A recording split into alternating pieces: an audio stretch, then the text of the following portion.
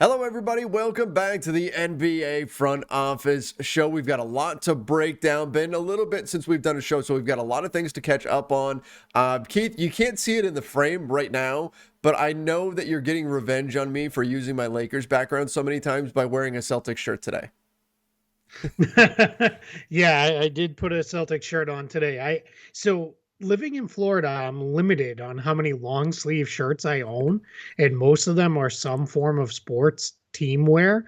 And it's cold here today. It's like in the 50s and 60s. But I know, but I don't need to hear it that's cold. But that's cold Right. for us. So I had to throw a long sleeve shirt on. So it is a Celtics one. I like this one though. It's kind of the old school like ish Uh, logo, I guess. But yeah, yeah, man, it's good to be back. I will take full ownership for why we haven't recorded in a bit. I have a brand new computer now, which is good because my old one was doing things like taking 5 minutes to open a Word document. So that was rough. And then I went and got my booster for the COVID mhm. vaccine and the flu shot, and I was down and out for a couple days because of that. But I'm feeling great now and feeling good. Looking forward to my superpowers kicking in, That's right. and I'm ready to That's right. go. All right. Let's do it. Let's dive into some NBA news. By the way, guys, we do really appreciate everybody who's been supporting this show, everybody who reached out saying, hey, when are you guys going to do a show again? Thank you, guys. And make sure if you're not doing so already, you subscribe right here to the NBA Front Office YouTube channel. Turn on notifications as well. And if you're listening to the podcast version of this, make sure you follow us over on Apple Podcasts, Spotify, wherever it is that you listen to podcasts. But And a 5-star rating and review, yes, that is please. a good point too. We would definitely like that. Um, I guess let's just get this out of the way because this is one of the big kind of downer stories, and we've got a few that are negative today. But DeAndre Hunter out 2 months now with a wrist injury after everything that he went through last year and all the strides we've seen him make and what he means to this Hawks team. Man, this is disappointing for both him individually as a player and also the Hawks as a team. Yeah, awful. For him, it's just another Hmm. year where he's down, due to injury, and that's rough because this is a guy who has missed considerable time. I'm pulling it up right now just to make sure I have the right numbers. So this is year three for him. First year, of course, the season was Yes. delayed, but he got in 3 games. Okay, not bad, right? We feel pretty good about that. Hmm. Last year, though, only 23 games played for DeAndre Hunter. Played well in those 23 games, 15 points per game, shot 48% from the field. This year, only 11 games played. His points were down. He's at 10.8, but I think that's more of a function of the Hawks' wing Yep. depth. They've got an awful lot of guys shooting 45% from the field and a really encouraging 39.5% from three for DeAndre Hunter. He's their best wing defender. He's their best defender against ball handling forwards, I guess is the best way to call it, because he has the size and the bulk to play fours. He can also step out and guard threes and even some of the bigger twos. Hmm. So yeah, this is a pretty big loss. And I think for the Hawks overall, where this becomes an issue is just in lineup constructions because strictly as a wing, they've got enough depth. They've got Kevin Herter, they've got Cam Reddish, Right. you've got Bogdan Bogdanovic. They can play all those guys and they're fine. The challenge comes in Hunter is kind of key to their small ball lineups where they slide Collins to the five, Hunter moves to the four. So we'll see. It's they're saying about 8 weeks. I think it was Jeff Stotts in Street Clothes on Twitter, just a must follow for all injury Hmm. information. Said the average missed time for this injury is about 26 games. So we'll see, but just another big chunk of the season out for DeAndre Hunter. Yeah, and like you mentioned, it does take away some of that flexibility for the Hawks. He was the key to going small. He was a guy who could come in and give you enough size and length at the four to really play that position. And I don't, you're not going to put Kevin Herter in that spot. You're not going to put some of No, these other wings that they've got in that position. And if you turn into, say, a Gallinari, you're not getting the same things that you're able to get from DeAndre Hunter. So it's yeah, certainly a loss for them. And hopefully he does heal up quickly and completely. And the Hawks get him back healthy. Yeah, and the Speaking, Hawks got a big win. Sorry, oh got no, got a go big ahead. win on Sunday over the Bucks. Hmm. Beat them by 20. Trey Young finally had his big breakout game. He had 42 points in that game, but that snapped a 6-game losing streak for Atlanta, and they're only 5-9 early in the year. Yeah. Definitely one of the disappointments of the early season so far for them. But we'll see. It's just going to make it a little harder for them to bounce back. And the thing for teams like Atlanta, Indiana, Milwaukee, even Boston, the East doesn't look as soft as it Hmm. used to. So you're not sitting there kind of banking on, well, we'll beat Cleveland, we'll beat Right. Chicago, we'll beat New York, we'll beat Charlotte. All those teams are good-ish teams. Some are clearly better than that. But yeah, it is kind of interesting to see just the way this is kind of developed now. Is if you're counting on banking those wins later in the year, right now the only two teams looks like you might bank wins on in the East is Detroit and Orlando. Yeah, there aren't the gimme games, or at least not as many of them in the Eastern Conference this season, and that's been one of the big storylines in the early going here.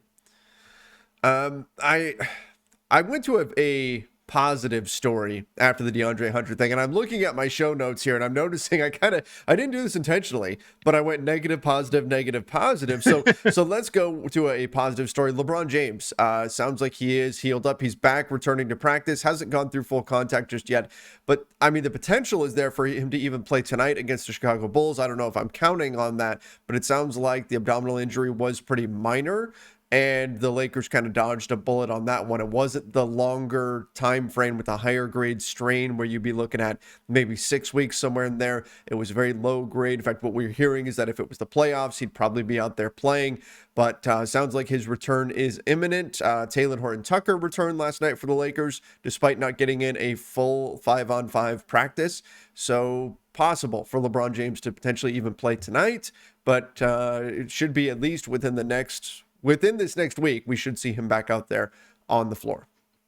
Yeah, that's big, and they weathered the storm Mm-hmm. without him. They went 3-3 in those games he missed. That was fine. They're 4-4 in the games he hasn't played this season. As I didn't realize, I know you would know, but I Mm-hmm. didn't realize he had missed 8 total games already. So that is a little concerning here. But yeah, this injury is not as bad as it was, and they did what they had to do to hang in there three or four now that they've won, Mm-hmm. and starting to maybe turn the corner a little bit and figure some things out here.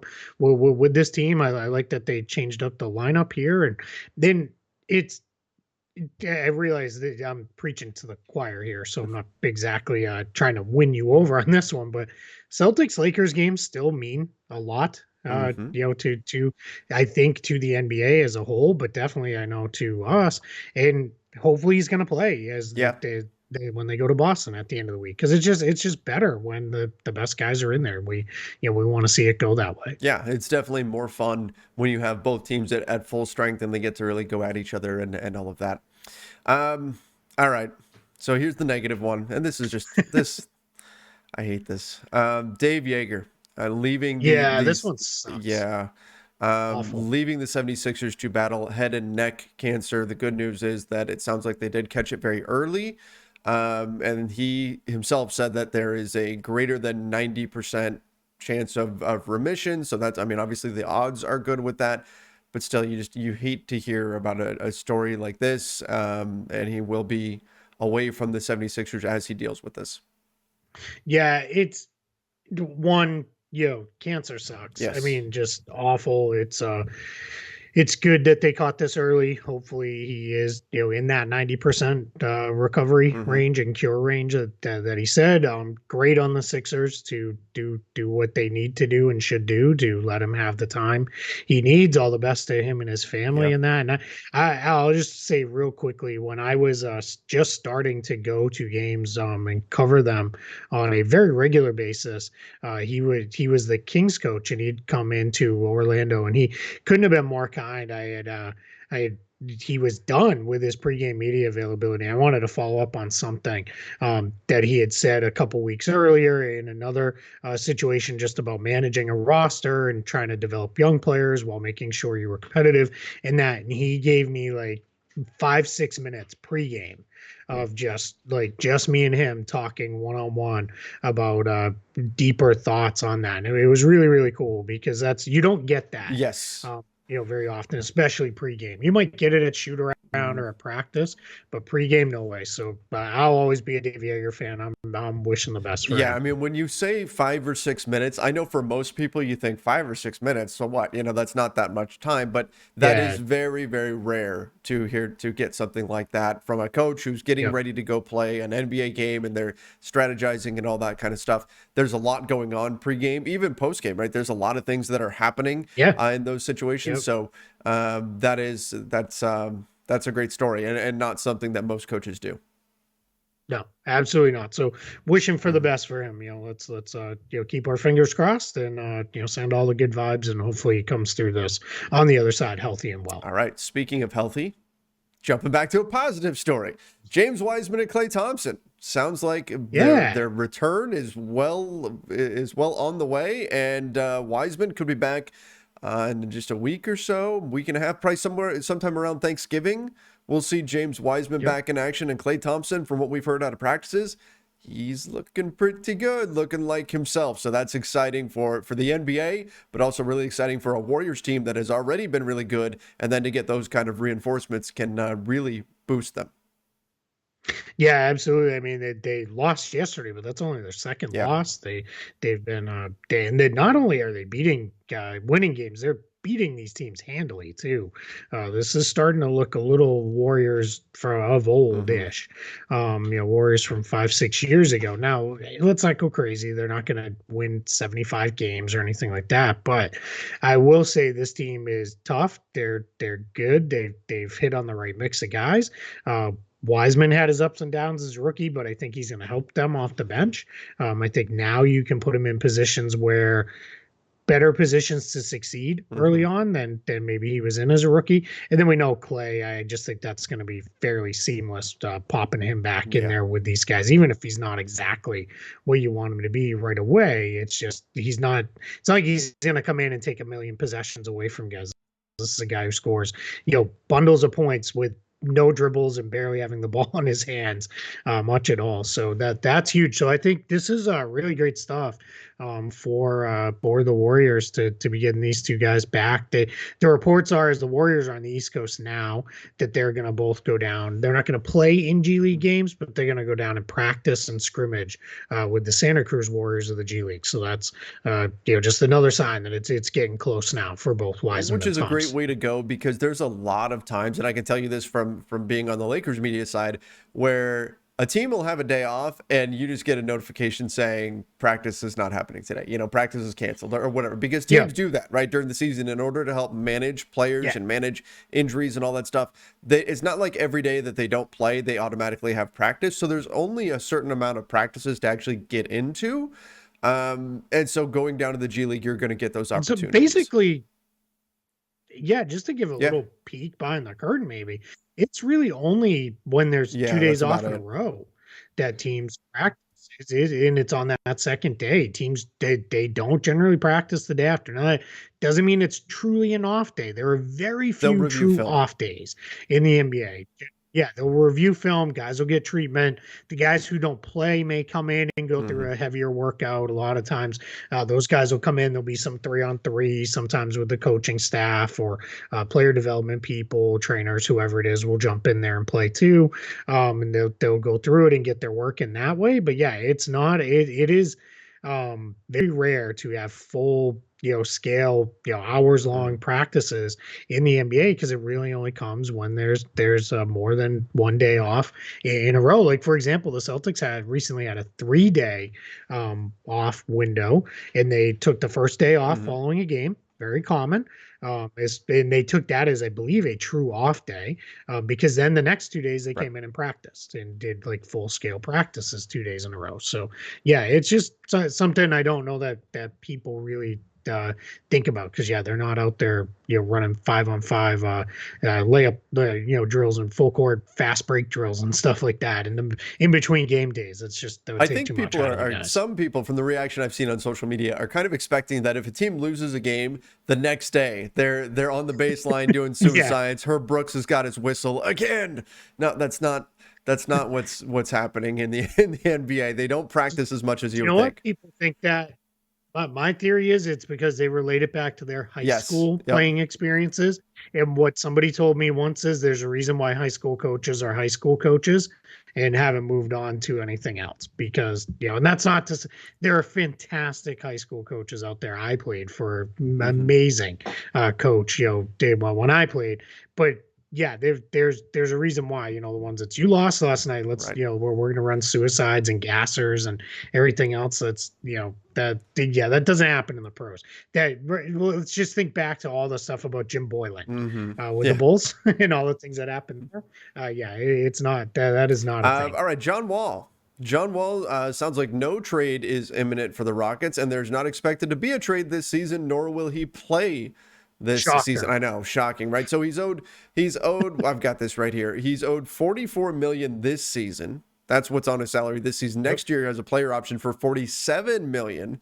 So just logistically Yeah, coming up with a he'll trade is, he'll pick oh that yeah, up. absolutely, he's picking that up. Yeah, But just in terms of yeah, coming up with a trade. There's so few teams that even if this team said, just suspend disbelief, even if the team said John Wall is the key to our future, we must get him.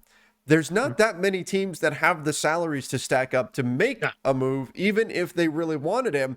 And then throw in the fact that most teams don't need a point guard right now. Most teams are not interested in trading for a John Wall. And it makes yep, a trade very unlikely to happen. But it is interesting the way this is playing out. I'm a little bit surprised that we're not seeing a little bit more pushback. I mean, John Wall doesn't want to lose an entire season of his career, but that sure. appears to be the path that we're headed down here. Yeah, it really does because if you're the Rockets, your thought process here is one is what's the point of Right. putting him on the floor? Just is he going to win a game or two for us that, quite frankly, maybe they don't really Yeah. want to win. Also, he's going to take minutes away from other guys. But I think the other challenge with that is then what if he gets Hmm. hurt again? Now all of a sudden that's it. You have no shot because after this season, when he becomes an expiring $47 million contract, you might be able to make something work. You might have a team that says, we can use a point Right. guard, or another team says, hey, we'll just eat that salary, throw us, whatever with that. The Rockets have, all sorts of young players and stuff. Challenge is though, as you said, is if you look around, nobody No. needs point guards right now. Everybody's pretty well set with point guards. Now, again, I continue to believe, John Wall has said, no buyouts coming. All right, that's cool. Blake Griffin said the same thing until it was, all right, then you're just going to sit and collect that money and not play at all. That Yeah. may change things. So let's see what happens come trade deadline when there's no trade. We'll have the let's call it month-ish long window there, to for guys to join teams on the buyout market. And that is let's see what happens after that. Is then does John Wall say, all right, let's start talking buyout? Because by then some contender will need point guard help. And he's not John Wall All No. Star anymore, but I would imagine you would look at it and say, hey, he can still help because I don't think any of us thought Blake Griffin would look as good as he did with the Nets after he joined Right. them last Yeah. season. Exactly. Exactly. So it's possible that a buyout is in the cards at some point, but I mean, we've got a ways to go before we get there, and we won't Yeah. be seeing John Wall anytime soon. But one person who we will be seeing soon, Kobe White, on the verge of returning for the Yeah. Bulls, which is great news. Now the Bulls have been looking really good. In fact, I caught Bulls Clippers last night, and the Bulls did a great job weathering the storm. The Clippers came roaring back, actually took the lead somewhat late-ish in the game, and then the Bulls just said, "Nah, and we're not going to do that tonight," and came right back and put the Clippers away. They're looking good. I don't know exactly how many minutes are going to be there because that guard rotation for Chicago is pretty set right now, but still it's a Mhm. good thing to have quality players available for your team. So Kobe White on the verge of returning for Chicago. Yeah, and that's good injury Yes. news for the Bulls because Patrick Williams out for the year. Nikola Vucevic is in the Hmm. health and safety protocols right now, so they're down two starters with those two guys. And yeah, last night they started Alex Caruso.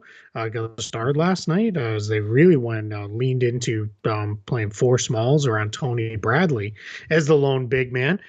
My guess is what I would like to see not guess, my thought is what I would like to see the Bulls do is put Kobe White in the Jordan Clarkson, Jamal Crawford, Lou Score. Williams kind of role. Let him come in, just shoot and Hmm. try to score off the bench. Really get things going. If it's not working that night, if his jumper's not falling, you take him out and you move on to somebody else. If it is, that can swing games for you. So that's what I would like to see them kind of play him in that role. And I think that might be a role that fits him best Yeah. right now. And then maybe, continue to develop him because his point guard skills haven't been necessarily the best just yet.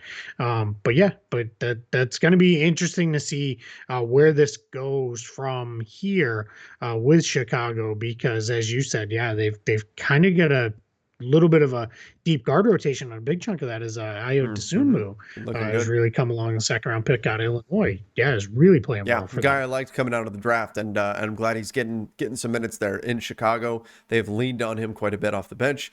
Um, Keith, did you know? And this may be crazy, but it's really tough to execute a sign and trade in just 1 or 2 minutes. The NBA, It is. it's apparently the NBA is saying, hey, there's probably no way you could have actually done a sign and trade in a couple of minutes and announced it right after free agency officially started. Chicago Bulls and Miami Heat and Pelicans and everybody else who's involved here. So there's an investigation going on into tampering with these teams because we saw Kyle Lowry signed and traded and Lonzo Ball signed and traded so quickly after the buzzer for free agency to officially begin.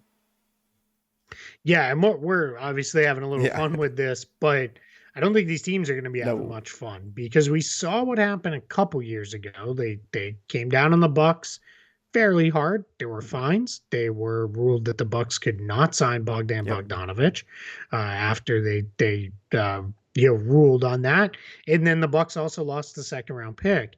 Then you had these teams come in on the backside and kind of say, "Yeah, that's cute, but we're Doing going it to anyway. do our Yeah. thing anyway." Now, the Bucks example was extreme because it was a week in Yeah. advance of free agency opening. Obviously, somebody screwed that up in a major, major way Yeah. somewhere. Whether that was the Bucks, the Kings, an agent, a player, whoever it was, I'm still waiting for that full story to come out. We've never really gotten it. There's Maybe going to be a someday, Netflix but documentary on it like 10 years from now. maybe. Yeah, but you know what? They'll make it into like Yeah. 7 episodes, That's and right. we'll watch all of them. It's But gonna yeah, be it's Giannis sitting in a chair saying, and I took that personally. yeah, right. And I went and won a championship. Yeah, but I think the NBA is going to come down hard on these teams. I Mhm. think there's going to be fines. I think we could potentially see more significant draft pick Yeah. penalties. I don't know that it's going to be a first round pick. That also gets super complicated for both Chicago and Miami if they were to be penalized because they owe Mhm. picks out in the future and other trades and things. So that gets really wonky there. But this could be multiple second round picks or something along those lines. So we're going to see where this goes going forward. But there's definitely going to be very heavy fines levied here because you don't take this long to come back and say, it's all good. They're just really smart Right. negotiators. Yeah, that's not the way this is going to go. Now, I know on the extreme end, in theory, you could invalidate the trades. Now, I don't think it's going to go that route. I think that would be the nuclear option here. But I mean, that's potentially something that can happen where the NBA just says, nope, not only is this not happening, but now you can no longer trade for this player. Again, they're not actually going to do that. But things can get very serious with stuff like this. And the NBA has been trying to make their point like, hey, we don't want this happening anymore. We know the NBA basically, they know everybody's talking ahead of free agency officially Oh, starting. There's just no way yeah. for them to really stop it or police it. And even if there was, do they really want to do that? Do they really want to be checking everybody's cell phones and doing all the kind of work that you would have to do in Yeah. order to put a true stop to it? No, they don't want to be that organization, but they just say, look, just don't make us look bad by doing stuff like this where it's clear That's it. that it's happening. Don't throw it in our faces, and we'll be cool about this. And how quickly these came together, it kind of throws it in their faces, like, hey, yeah, we did this. Yeah, that's it. Because these were not a signing. Yeah, Yeah, where right. it's not even a max contract, which is, Easy. hey, we'll give you all the money we can over the most amount of years we can. Okay, thanks, done. Like, even those we know don't happen in 5 seconds. But it is who really loses here is because it's gonna tick at 6 o'clock or whatever it is uh that day free agency Yeah. opens, and we're not gonna get the Woj The bombs floodgates. because it's gonna be, hey, let's wait. Hmm. Now we'll lose for about 5 minutes maybe, and then it'll all be okay. But yeah, it is definitely something that is not great. It's not a good look by anybody. Speaking of transactions, the Pistons are interested potentially in trading for Marvin Bagley, who is kind of Yeah. exiled in Sacramento right now. You know what? Anytime you can devalue a very high draft pick like Marvin Bagley, you have to do it. Well done there, Sacramento. But the Pistons are interested Wait, in are a you trade. Marvin Bagley's agent? I thought that was Jeff Schwartz sending those messages. I'm getting a Yeah, small no, percent of the yeah, transaction there, but no, it's interesting that the Pistons are the team that are looking at him, and I think that somebody is going to want to kick the tires here. Somebody's going to want kind of a second draft type guy to say, well, you know what, it yep, didn't work out here, but maybe it will work out with our team. And I think for all parties, it's better that they just move on sooner rather than later. Although that doesn't necessarily equate to a deal, as we've seen with the Ben Simmons situation. correct. Yeah, and teams like Detroit, Houston, Yeah. Orlando, Oklahoma City, maybe personnel wise they don't all fit because like Orlando already has a couple bigs that they're going to play, and eventually Jonathan Isaac will return. But this is what you should do: go get a guy who has shown he stinks Yeah. defensively. He's awful on defense, but he can score and he can rebound. I mean, that's not nothing. That's good. We saw the Pistons have great success with a somewhat similar-ish kind of player in Christian Wood, where they really did well with him here, and they can make it work relatively easily salary wise because you just got to put together a couple contracts and you could go get him, and then you still have his match rates as a restricted free Hmm. agent. You have the ability to work out a new contract yourself. So yeah, so if I'm not the Pistons, this is exactly the kind of move I think I'd be all over if I can make it Yeah. work. The question is, what do the Kings want in return? Obviously, he can't have a lot Oh, of value right now, but something we happened. get some breaking news here on the show. Oh, Kings related. uh-oh. Ready? I'm ready. From the Athletic, Kings coach Luke Walton is likely to be in peril if Oh, I see Sacramento's it. slide continues. Sources tell Sam Amick and Shams Sharani. As we Oh, know, Shams, major newsbreaker. yep. Sam Amick, super well connected to the Kings organization. Kings are in the midst of a 4-game losing streak heading into Monday's game at They Detroit. are So, currently just below the play-in line, sitting in 11th place in the Western Conference. They are 5-8 at the moment, and again on that four-game losing streak, their point differential is minus zero point 0.7, so not as bad as some other teams that are like the OKC Thunder. They're minus 8.2, and they're yeah. sitting one spot ahead. So I would say the Kings are a little bit better than what we're seeing right Oh, for now, sure. where they're sitting in the standings. But interesting that we've already got a coach on the hot seat, and we're only what are we now? Maybe 15% of the way into the season. That's too much math for me, but yeah, sure.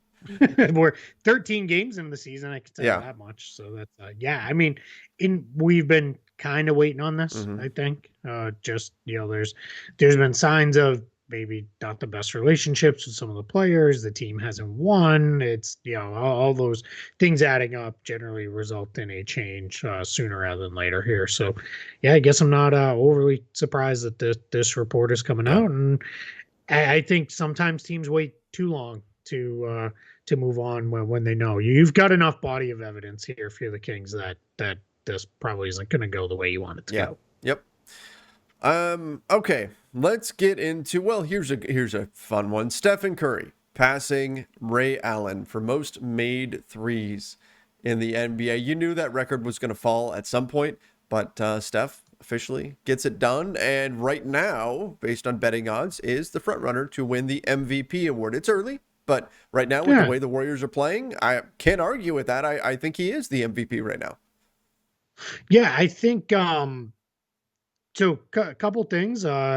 Yeah, maybe not bad. I think we've got some friends over at FanDuel that maybe you could pop in there Yes. and put your money on Stephen Hmm. Curry if you wanted with that. But it is yeah, the craziest part of that is not in passing Ray Allen, 585 less games to do it in. That's amazing. Like that's nuts. Like that's absolutely crazy. Some guys don't even make it that far into a career. Yeah.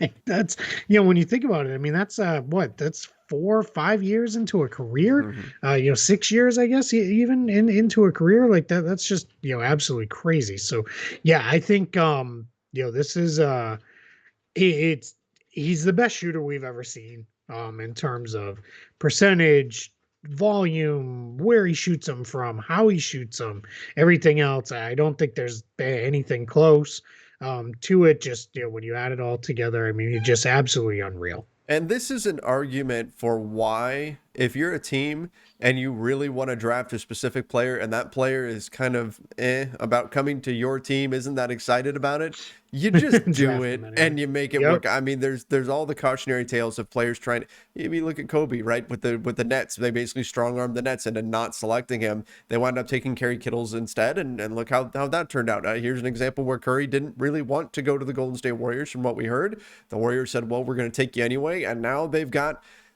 an all-time great, right? I mean, this.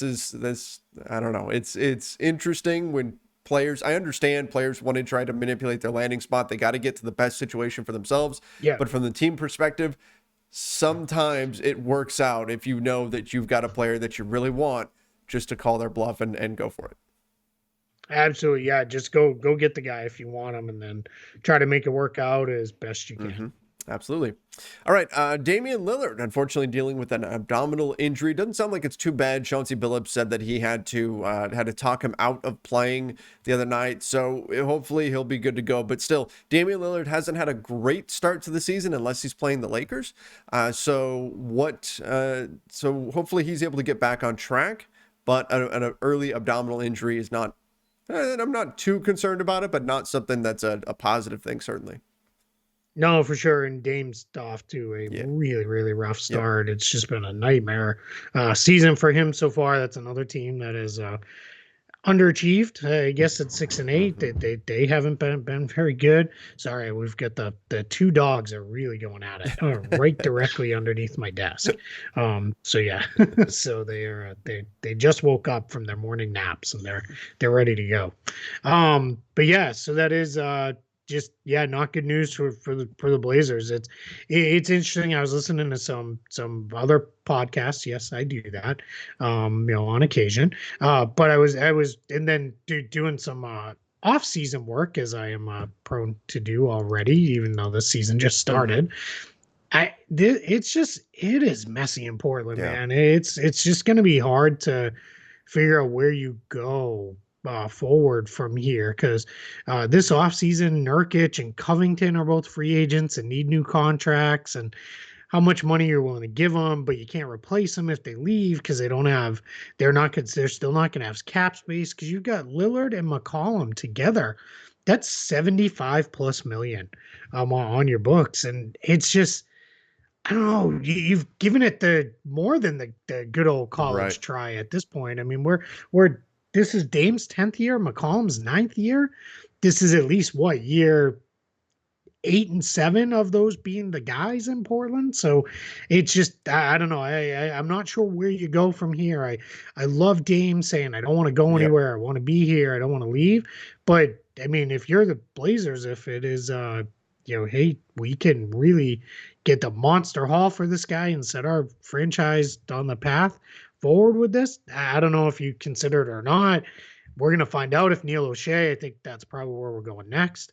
If he's going to be out here or not, and I think he probably is sooner rather than later. So, yeah, I'm really not sure what to make of this for the Blazers. Yeah. And we're gonna get into another story involving them in just a second here, but it's felt, people have been calling for this for years now, that CJ and Dame together, it's just not going to work, and they need to do something. They need to make a change, and Yep. we just keep getting more evidence pointing in that direction. And you're right, Damian Lillard did make the comment saying he's going to stay, but like if this continues, if the Blazers are clearly not good, in the next, few weeks, if it's not happening already, other Yeah. teams around the NBA are going to start putting out feelers like, hey, you sure about that? What are you thinking now? And, that could change things very quickly if Damian Lillard says, well, okay, maybe I'd be open to a trade or something like that. Exactly. Yeah, and they couldn't get by a very limited Nuggets Yeah, team yesterday. The Nuggets are clearly without Jamal Murray. Now they're without Michael Porter Jr. We don't know how long he's going to be out. Will Barton was a late scratch right before the game, and the Nuggets still handled them with, I would say, relative ease in that game. So, sorry, can you hear I them? can hear him. They're going crazy with you. WrestleMania They're fighting time. over a toy right now. Yeah, the little one now is the Yeah, Tatum, the puppy, is like he's not taking any crap from the middle dog. The older dog is like, I'm I out don't of care. here. He goes to the other end of the house and hangs out. He's 12 and doesn't want any of this nonsense to be a part of his life. But yeah, they go nuts, man. Fun times. Gets crazy here in the Smith We house. Yeah. we get it around here too. We get all kinds of dog wrestling action and everything with the pup that we've got, Baylor. And fortunately though, they got all that energy out of them before we recorded, and then now they're all in crash out mode at this point. There it is. Yeah. See, we need this is the hour time difference. That's what Again, it is. It's just a it's scheduling issue. yep. We'll figure it out.